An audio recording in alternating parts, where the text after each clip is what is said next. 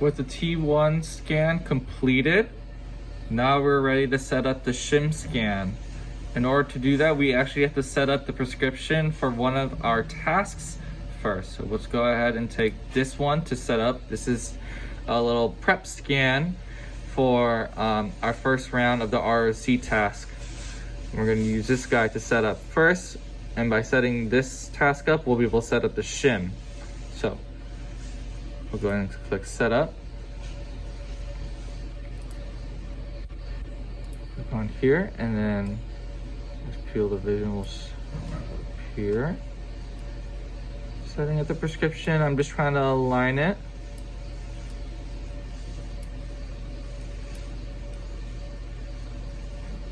First, lengthwise at the midsection of the brain, and then we're gonna adjust this view to account for the ACPC line, or the anterior and posterior commissurate line.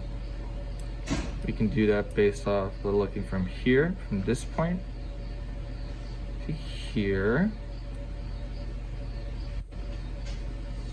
Trying to collect as much of the skull as possible as well, but prioritizing the prefrontal cortex. I'm content with that, so we'll go ahead and go back over here, save reaction. And now that that prescription has been saved, we are ready to set up the prescription for the shim scan. And the shim setup actually just takes the prescription from the most previous prescription that was set up. In this case, the task, and that's what we want it to be. So we'll go ahead and press setup. It's okay, it's gonna automatically copy over the most recent prescription that we set up, that being the task. And then we'll go ahead and press save reaction. Sorry, not reaction, prescription. Okay. And then we're ready to do the shim. The shim itself takes about 30 seconds to complete. I'm going to continue recording this portion. Ignore the loud noise in the background. That's just the MRI scan going.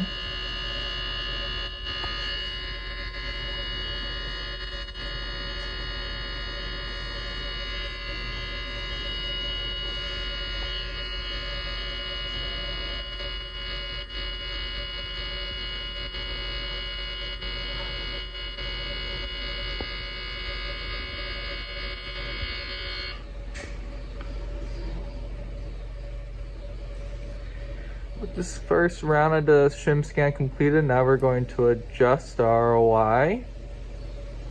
Our goal here is to try to get this red circle to fully encompass the brain by trying to remove as much skull as possible. So it's trying to remove this outer skull as much as possible, adjusting the Y and Z plane.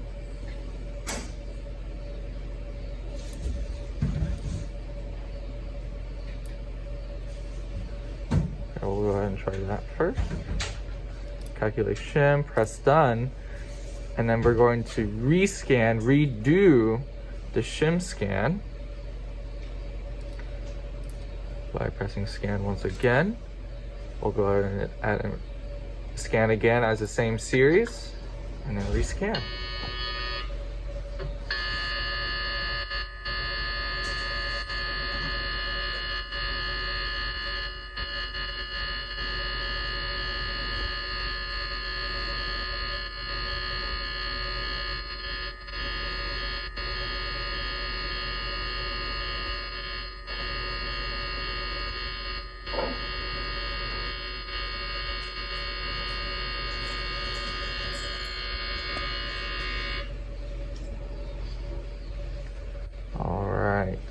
Now let's go ahead and check our work by calculating shim once again.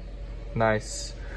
We are content with a signal ratio of shim ratio of 0.01 here. Anything above 0.05 is recommended that we redo the shim.